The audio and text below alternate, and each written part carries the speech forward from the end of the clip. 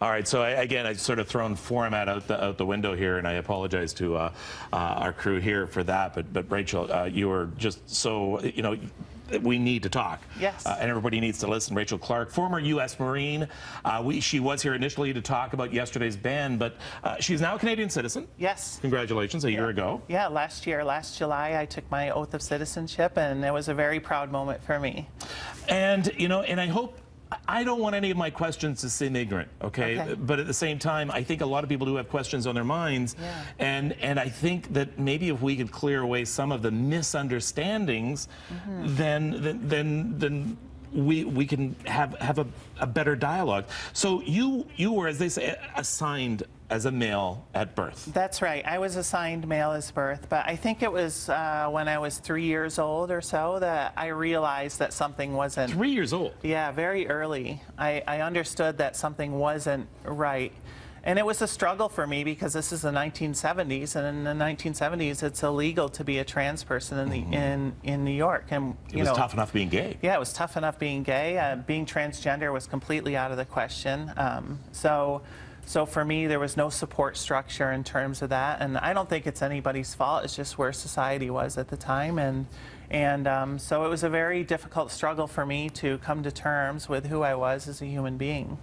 You joined the Marines. I joined the Marines, that's a tough guy thing, especially at the time you had joined it. Yeah. When did you join the Marines? 1987. So, I mean, that was that. Like, you got to be a tough guy to join the Marines. Yeah, I think so. For me and many other trans people, I think it's a way out of, I grew up in a very small town and very lovely people, but I didn't really have a lot of money for school, and I really just needed to make a career for myself. So I joined the military just to get out what I thought was not a good situation for me. And it's not a surprise that the military is the #1 employer of trans people. Barb, can you bring that picture up again?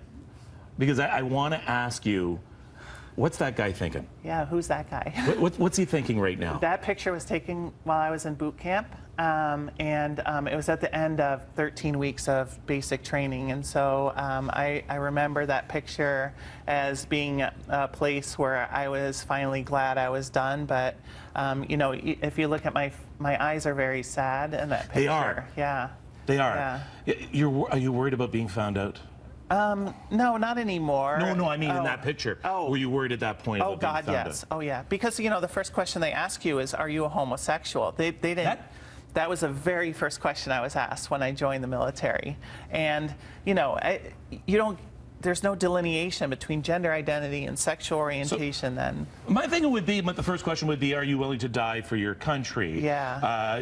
Something like that. That was not the first question I was asked. Wow. Are you a homosexual was the first question I was asked. There are other people like that out there right now with very sad eyes, and they're sitting at home and they're watching you right now.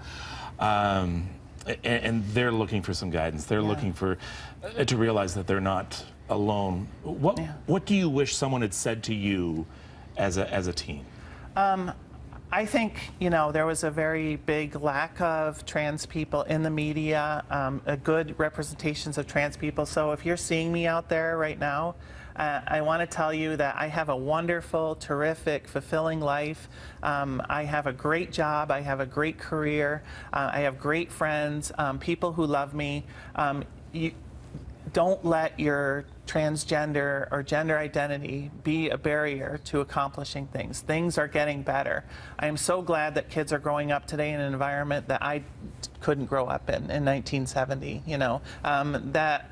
that things are becoming more accepting now. So don't ever let your gender identity be a barrier to accomplishing things. You can do anything that you want to do. And so I would encourage them to have hope and reach out to me. I'm all over the internet, so if you need guidance, you can tweet me at nerdy_girl, or you can find me on Facebook, Rachel Lauren Clark. All right, your eyes are very happy now. Yeah, I'm amazingly happy. Anybody that knows me will tell you that. So it's great. I have a great life. You're a beautiful person. Oh, thank you, Kevin. Really are. All right, we'll be right back with more Breakfast Television after this. I think that.